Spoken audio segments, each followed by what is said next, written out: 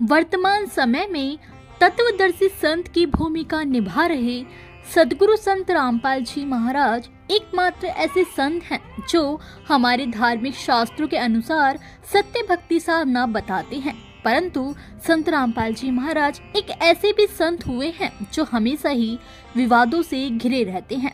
बहुत से अन्य लोग और अन्य धर्म गुरु संत रामपाल जी महाराज जी के विषय में कई प्रकार की टिप्पणियां करते हैं। वहीं दूसरी ही तरफ संत रामपाल जी महाराज के शिष्यों का कहना है कि जो लोग संत रामपाल जी का विरोध करते हैं वो लोग नकली और पाखंडी गुरुओं के जाल में फंसे हुए हैं और सत्य भक्ति और सत्य ज्ञान को ना समझकर अपने अनमोल जीवन को व्यर्थ कर रहे हैं। दर्शकों, ये दोनों ही बातें और दोनों ही तरफों के लोग अलग अलग बातें करते हैं और आज की इस वीडियो में आपको हम यही बताने वाले हैं कि सच्चाई कहाँ पर है, कौन झूठ बोल रहा है और कौन सच बोल रहा है और क्यों संत रामपाल जी महाराज हमेशा ही विवादों में घिरे रहते हैं। तो चलिए दर्शकों, वीडियो को शुरू करते हैं। स्वागत है आपका YouTube channel devotional talks MD में। दर्शकों, वीडियो में आगे बढ़ने से पहले हम संत रामपाल जी महाराज जी की जीवनी से भी आपको परिचित करवा देते हैं। संत रामपाल जी महाराज का जन्म 8 सितंबर 1951 को गांव धनाना, जिला सोनीपत, हरियाणा प्रांत में हुआ था। सन 1988 में 37 वर्ष की आयु में संत रामपाल जी महाराज जी ने गरीबदास जी पंथ के संत स्वामी रामदेवानंद जी महाराज से नाम दीक्षा ग्रहण की थी। संत मंत में नाम उपदेश दिवस को आध्यात्मिक जन्म माना जाता है। संत रामपाल जी महाराज को अपने गुरुदेव स्वामी रामदेवानंद जी से सत्संग करने का आदेश 1993 में और नाम दीक्षा देने का आदेश 1994 में प्राप्त हुआ था। भक्ति मार्ग और सत्संग में व्यस्तता के चलते संत रामपाल जी महाराज ने अपनी नौकरी से इस्तीफा दे दिया था। संत रामपाल जी महाराज हरियाणा प्रांत में जूनियर इंजीनियर की पोस्ट पर कार्यरत थे। दर्शकों, हम संत रामपाल जी महाराज जी की कहानी पर थोड़ा सा और गौर करते हैं। उन्होंने अपने गुरुदेव स्वामी रामदेवानंद जी महाराज जी के आदेश मिलने पर गांव-गांव और शहर-शहर जाकर प्रचार प्रसार करना शुरू कर दिया। तत्व ज्ञान से लोगों को अवगत कराया। वेदों, गीता, कुरान, बाइबल को खोलकर उनका रहस्यमय ज्ञान समझाया। गलत हुए अनुवादों पर उंगली उठाई और भटके हुए ईश्वर में विश्वास करने वाले आम जन का मिजाज सत्य भक्ति की ओर झुकाया। आस्थावान भटके हुए लोगों को पूर्ण परमात्मा से अवगत करवाया। विरोध तब शुरू हुआ जब ज्ञानहीन नकली संतों के अनुयायी ज्ञान समझकर संत रामपाल जी महाराज जी की शरण में आने लग गए। तब अपनी दुकानों को बंद होता देख उन ज्ञानहीन संतों ने संत रामपाल जी महाराज जी का ज्ञान गलत बताकर उंगली उठाना शुरू कर दिया और यही सबसे बड़ी जड़ है कि बहुत से धर्मगुरु, संत, महंत, आचार्य, शंकराचार्य संत रामपाल जी महाराज जी का और उनके ज्ञान का विरोध करते हैं। उनके ज्ञान के ऊपर तरह तरह की टिप्पणियां करते हैं।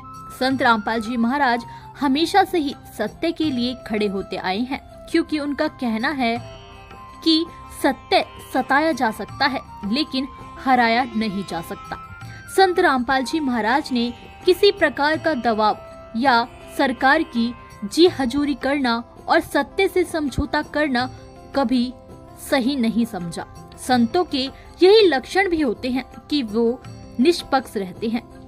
संत रामपाल जी महाराज जी के अद्भुत तत्व ज्ञान को सुनकर लाखों की संख्या में अनुयायी उनसे जुड़ने लग गए और अन्य नकली संतों को अपनी दुकानें जो भोले भक्तों को गुमराह करके चल रही थी, उन्हें बंद होता देख नजर आने लग गईं और वे संत रामपाल जी महाराज के जान के दुश्मन बन बैठे।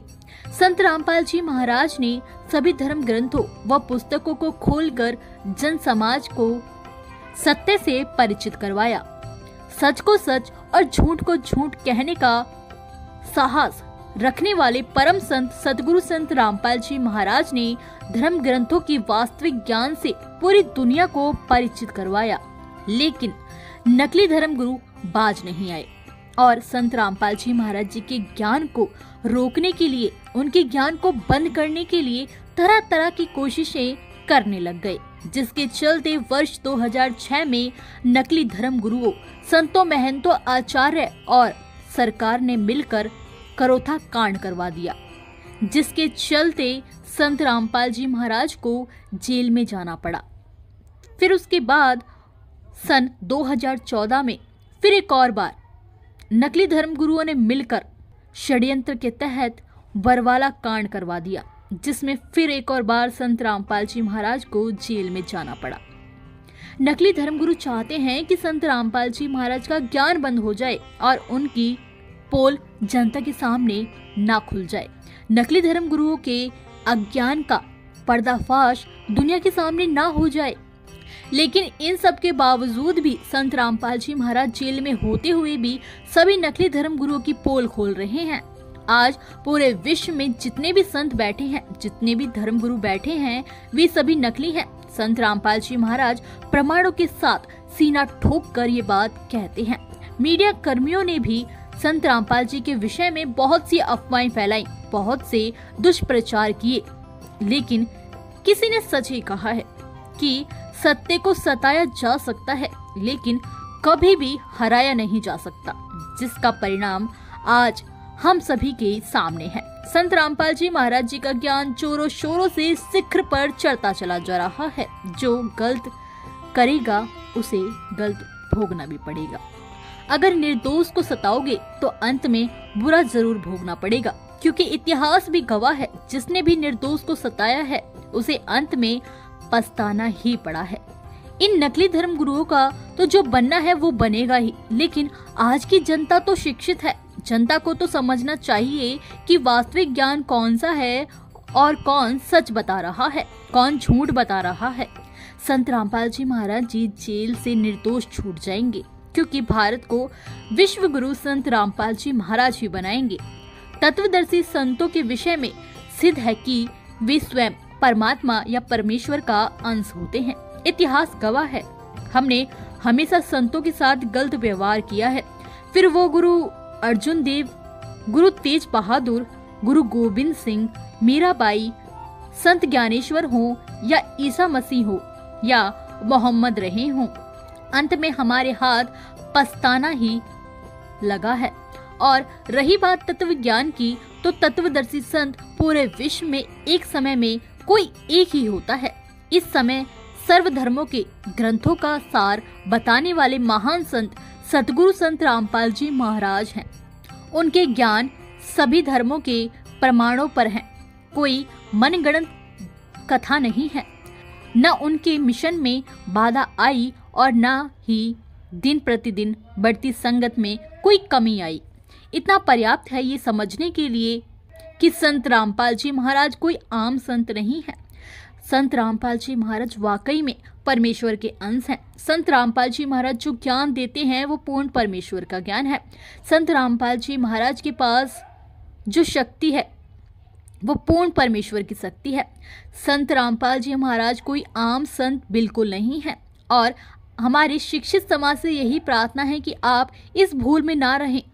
जो नकली धर्म गुरु संत रामपाल जी महाराज जी के विषय में गलत बोलते हैं, उनके ज्ञान के ऊपर उंगली उठाते हैं, उनके ज्ञान के ऊपर या उनके ऊपर कोई भी टिप्पणी करते हैं, उनसे भी यही प्रार्थना है कि आप पहले सच्चाई से रूबरू होइए और खुद भी अपने धार्मिक शास्त्रों को पढ़िए और भोली जनता को गुमराह बिल्कुल मत करिए, क्योंकि मानव जन्म ये बहुत ही अनमोल है और ये सभी को भक्ति करके अपना मोक्ष करवाने के लिए ही प्राप्त हुआ है। अगर इसे हम ऐसे ही मौज मस्ती में और गलत साधनाओं में व्यर्थ करेंगे तो अंत में हमें पछताना ही पड़ेगा। इसीलिए इस वीडियो के माध्यम से सभी शिक्षित लोगों से हमारी यही प्रार्थना है कि सभी शिक्षित वर्ग के लोग, आप शिक्षित हैं और अपनी शिक्षा का फायदा उठाइए। आप सत्य भक्ति मार्ग को अपनाइए और सच्चाई को पहचानिए। क्योंकि मानव जन्म बहुत ही अनमोल है, ये बार बार नहीं मिलता है। इसलिए इस अनमोल मनुष्य जीवन को सत्य भक्ति मार्ग पर लगाकर अपना कल्याण अर्थात मोक्ष करवाइए। तो दर्शकों, आज की वीडियो में सिर्फ इतना ही। फिर मिलते हैं एक और नई वीडियो के साथ।